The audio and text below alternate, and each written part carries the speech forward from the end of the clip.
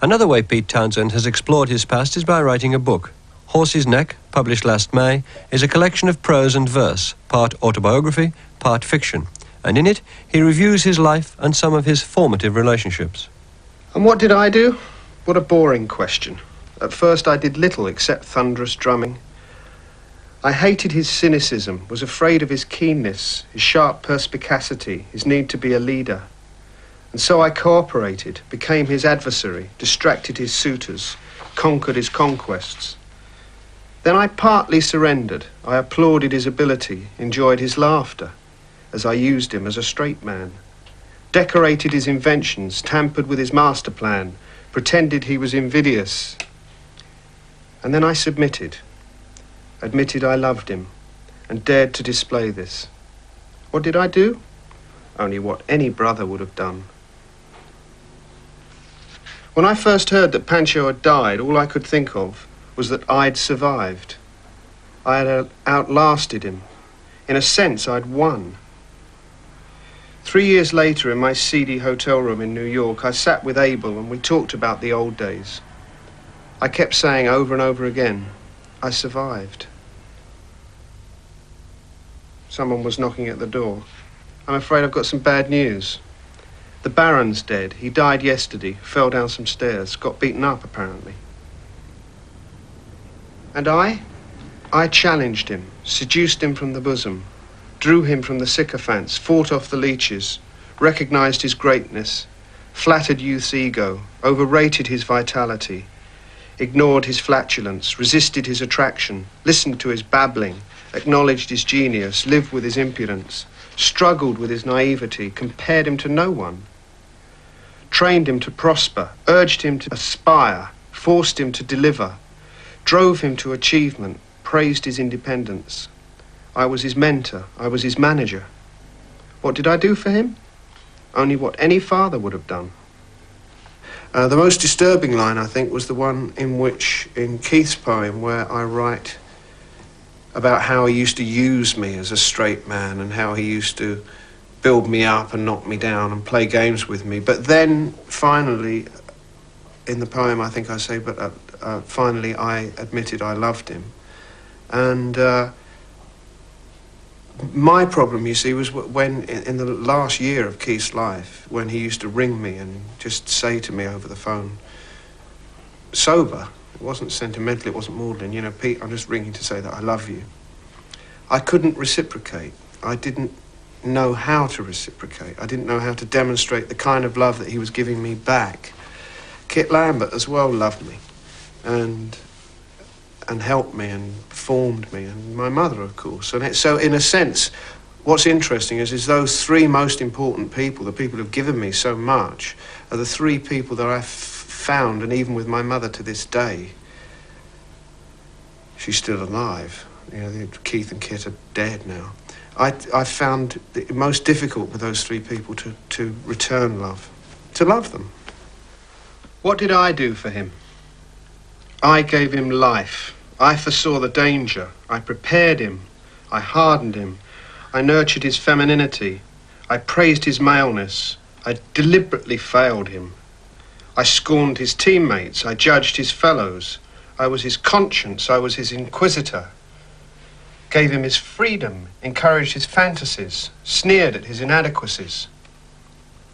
I lost him to another. But I produced him. I conceived him. I breastfed him first. I screamed with him first. I adored him first. I rejected him first. What did I do for him? Only what any mother would have done.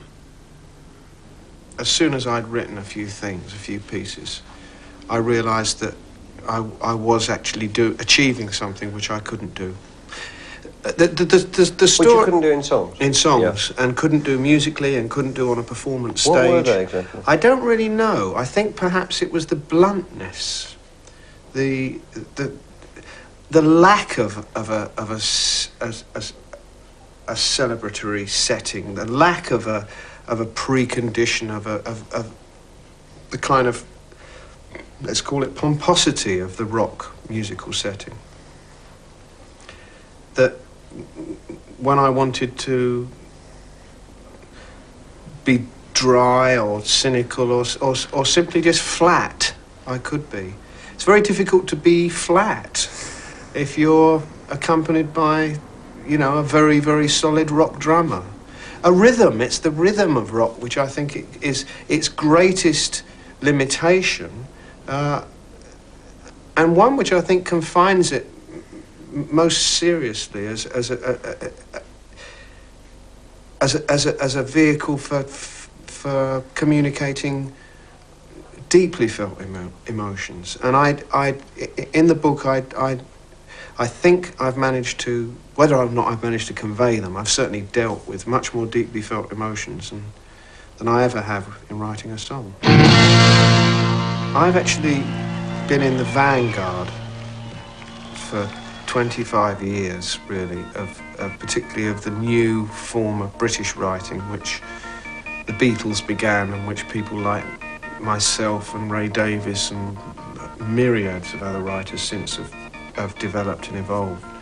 And you come up against a wall where the whole system seems to fall apart is very much in the presentation of the song.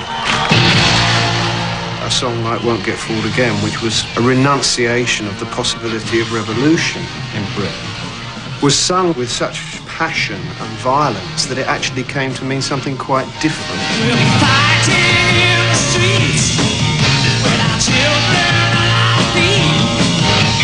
Tomorrow Sunday worship will be gone. And who spurred us on? Said judgment all wrong. They decided and the shotgun sings the song. I tip my hat to the new Constitution and then fight for the new revolution. Sign green, change all around. Pick up my guitar and play just like yesterday. And I get on my knees and pray. We don't get fooled again. Don't get fooled again. The Who's fiery delivery of that song, Keith Moon's explosive playing and John Entwistle's thunderous bass guitaring, turned it into something which was actually rather more of a revocation. We were revoking something rather than making a stance, which is what I felt I'd done in the song.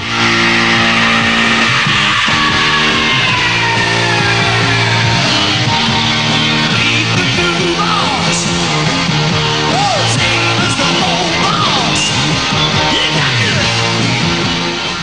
it. Rock can only deal with subtleties by evolving, and as soon as it evolves, as soon as it changes, as soon as it departs from the limitations set down by Chuck Berry, it's not rock anymore.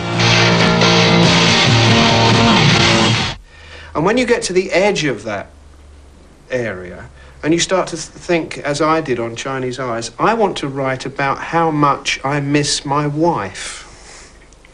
And I'm a middle-aged man, and it's not an acute loss that I'm feeling. It's a very subtle loss. I miss the fact that we grew up together or something like that. How do I do it? And then you find that although it's possible to achieve it, it's not regarded as pure rock, and as such doesn't get on the radio. And then you've reached the edge.